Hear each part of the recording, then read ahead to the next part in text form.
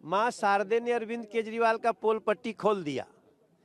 अरविंद केजरीवाल चुनावी हिंदू बनने की कोशिश करते थे, चुनाव में हनुमान जी का भक्त बनने की कोशिश से राम भक्त बनने की कोशिश करते थे।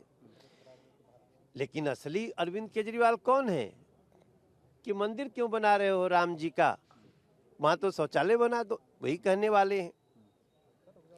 कल मां सरस्वती ने अरविंद केजरीवाल का पोल पट्टी खोल दिया। देखो, उनका एक बयान तो अज्ञानता वाला है कि रावण सोने का मृग बन के आया। रावण सोने का मृग बन के नहीं आया, ये मूर्ख अरविंद मारीच सोने का मृग बन के आया। चलो यहां तक तो हम अज्ञानता मान लेते हैं, लेकिन ये कहना कि माता सीता ने लक्ष्मण को हिरण लाने को भेजा, ये माता सीता का अपमान है। माता सीता के ऊपर दोषारोपण है अरविंद केजरीवाल ने किया है कि हिरण के लिए लक्ष्मण को भेज दिया। अरे मूर्ख अरविंद, माता सीता ने राम की रक्षा के लिए लक्ष्मण को भेजा था।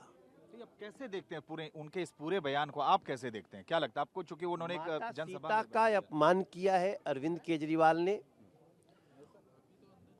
मनीष सिसोदिया, मुझे हैरानगी है कि मनीष सिसोदिया कम से कम उसी वंशावली से आते हैं और वो भी माता सीता का अपमान करने वालों के साथ खड़े हैं। वो तो कह रहे हैं कि जैसे रावण का जिक्र आया, अब पूरी बीजेपी उनके बचाव में कूद पड़ी है, मनीष सिसोदिया कह रहे हैं।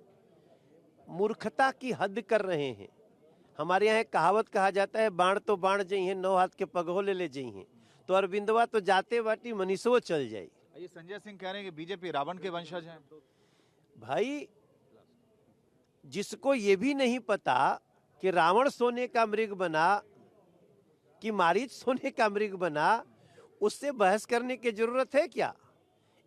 ये देखो, जो जो ये बात करता है इसकी मूर्खता पे दिल्ली हंसेगी, लेकिन माता सीता का अपमान किया है अरविंद केजरीवाल ने कि हिरण लाने के लिए लक्ष्मण को भेजा।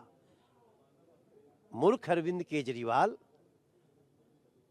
माता सीता ने जब आवाज सुनी हे लक्ष्मण, तो उनको लगा कि राम संकट में है, इसलिए उन्होंने लक्ष्मण को कहा, लक्ष्मण तुम मेरी चिंता छोड़ो, तुम राम की रक्षा करो।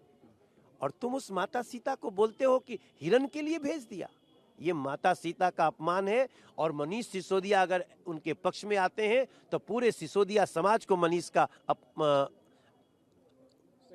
उनका बहिष्कार करना चाहिए।